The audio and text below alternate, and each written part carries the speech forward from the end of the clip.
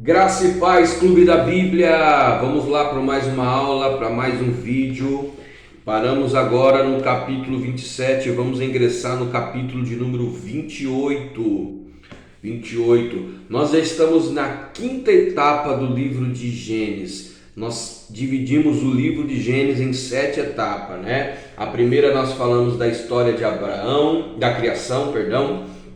Depois, na segunda etapa, a história de Adão. Na terceira etapa, a história de Noé. Na quarta etapa, a história de Abraão. Agora, na quinta etapa, nós vamos falar da história de Isaac, que vai começar a ingressar também a história de Esaú e Jacó. Nesses textos, querido, agora que nós vamos ler no capítulo 28, no capítulo anterior, nós falamos sobre a enganação de Jacó com o seu pai e o seu irmão Esaú. E ele recebe a bênção da primogenitura, a bênção do filho mais velho. E ali o seu irmão fica irado, fica muito irritado e procura, deixa eu só ajeitar a câmera aqui, procura matar o seu irmão, procura descontar a raiva em seu irmão, porque ele vê a bênção dele se perder. O seu pai Jacó já havia então enviado o pedido junto com a sua mãe na verdade, tinha enviado ele para a casa de seu irmão Labão, na Mesopotâmia, em Padan-Aram. E ali então Isaac chama a Jacó e começa então a aconselhar. O capítulo 28, versículo 1 começa assim, olha: então Isaac chamou a Jacó, deu a sua bênção e lhe ordenou: não se case com mulher cananeia, vá em Padan-Aram e case na casa de Betuel, seu avô materno, e case com uma das filhas de Labão, irmão de sua mãe. Que o Deus Todo-Poderoso abençoe e faça prolífero e multiplique os seus descendentes, para que você se torne uma comunidade de povos. Que ele dê a você e aos seus descendentes a bênção de Abraão, para que você tome posse da terra na qual vive como estrangeiro, a terra dada por Deus a Abraão. Então Isaac chama Jacó e orienta: olha, vai para a casa dos seus avós paternos, ou seja, a terra deles, e lá você procure se casar com a filha de Labão. Então Jacó já recebeu a orientação, não se case com essas mulheres daqui, case com as filhas de Labão. Ou seja, ele já recebeu um mote, recebeu uma direção. E aqui Isaac já orienta ele e já abençoa ele. Ali ele recebe a bênção que estava sobre Abraão e que Abraão lançou sobre a vida de Isaac, Isaac também lança sobre a vida de Jacó, porque ele sabia que ele ia dar prosseguimento, ia dar continuidade à promessa, à conquista da terra de Canaã. E ele diz: que você se torne prolífero, que se multiplique, que a sua descendência se torne uma grande comunidade e venha e toma posse dessa terra que Deus já nos tem dado. Então a promessa agora está sobre a vida de Jacó. No versículo 6 do capítulo 28, Esaú ouviu que o seu pai Isaac havia abençoado a Jacó e tinha despedido ele para ir para a terra de Canaã. Esaú já tinha feito algumas coisas que já fugiam do parâmetro do filho primogênito. Primeiro, ele se casou com uma etita, lembra lá atrás? Ele viu que seu pai não aprovava esse casamento nessa conversa que ele ouviu, e ele vai até as filhas de Ismael, que é meio-irmão do seu avô Abraão, e se casa com uma mulher chamada Maalate.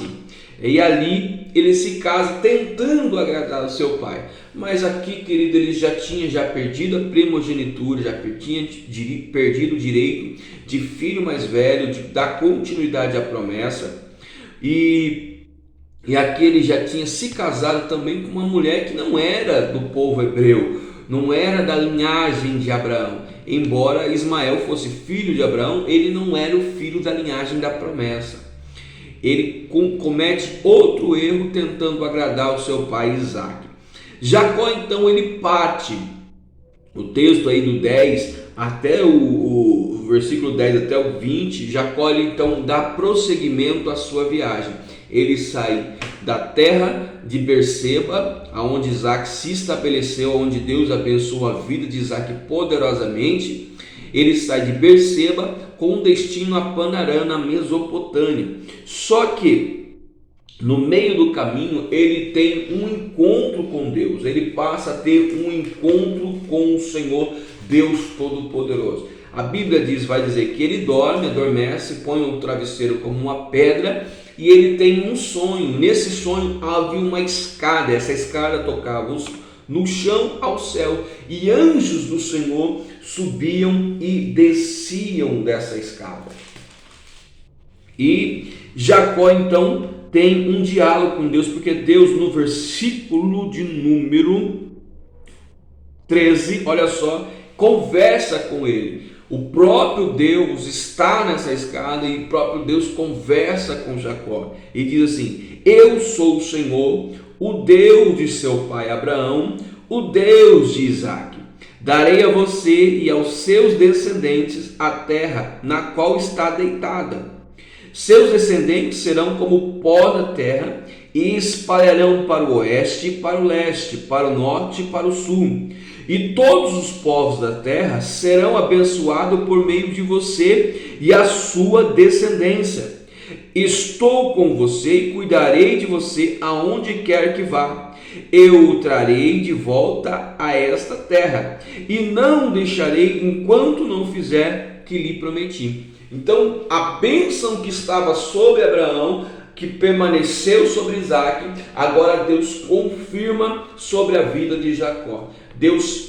As mesmas palavras que Deus usou para Abraão, usou para Isaac, Deus usa com Jacó. Pela primeira vez, então, Deus aparece para Jacó e dá continuidade à promessa de conquista da terra de Canaã, que faria da descendência dele um grande povo, uma grande nação.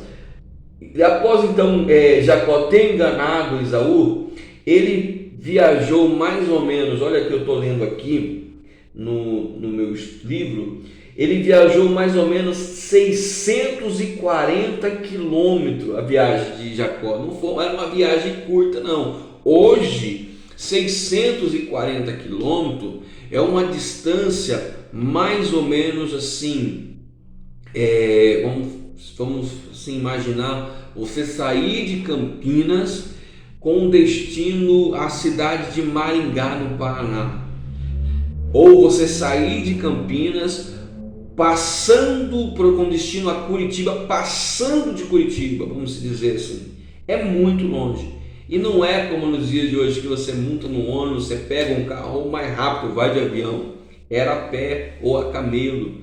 Então era muitos dias de viagem, era muito tempo, e ele sai então da terra, fugido do seu irmão, e ali o Senhor confirma a promessa dele. No dia seguinte, Jacó, no versículo 18, Jacó pegou a pedra que tinha usado como travesseiro, derramou o óleo sobre ele e deu ali o nome de Betel, e aquele lugar passa a se chamar a Betel, que você vai ver no decorrer da Bíblia, fala muito dessa cidade chamada Betel. Essa cidade chamava Luz, mas a partir daquele momento se chama Betel e ali se estabelece Betel. Betel, ela vai também se tornar um centro de adoração a Deus. Ele levanta ali um altar ao Senhor.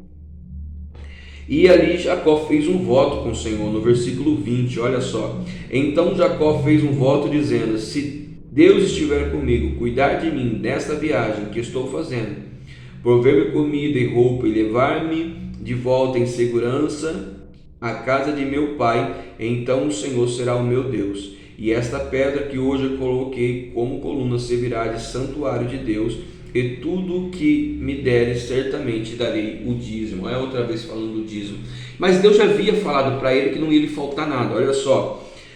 Ali no versículo 15 está dizendo assim: eu estou com você e cuidarei de você aonde quer que vá. Ou seja, Deus estaria com ele em toda essa viagem. E eu trarei de volta a esta terra. Deus já estava dizendo que vai trazer ele de volta. E não deixarei enquanto não fizeram o que prometia. A promessa de Deus estava sobre a vida dele, todos os cuidados, todo o suprimento, Deus ia suprir a necessidade com ele. E ele, em cima dessa palavra, ele faz esse juramento. Então, se o Senhor me fizer tudo isso que o Senhor me prometeu, eu serei, o Senhor será o meu Deus, e eu lhe darei o dízimo de tudo, e este lugar aqui que eu estou colocando essa pedra será um lugar de adoração ao Senhor. Betel é o lugar onde Deus apareceu para Jacó e se torna um lugar de adoração ao Senhor. Deus abençoe e até o próximo vídeo. Espero ter esclarecido para você esse versículo. Qualquer dúvida pode colocar no nosso grupo que nós responderemos, juntos estudando a palavra de Deus. Deus abençoe a todos. Fique na paz.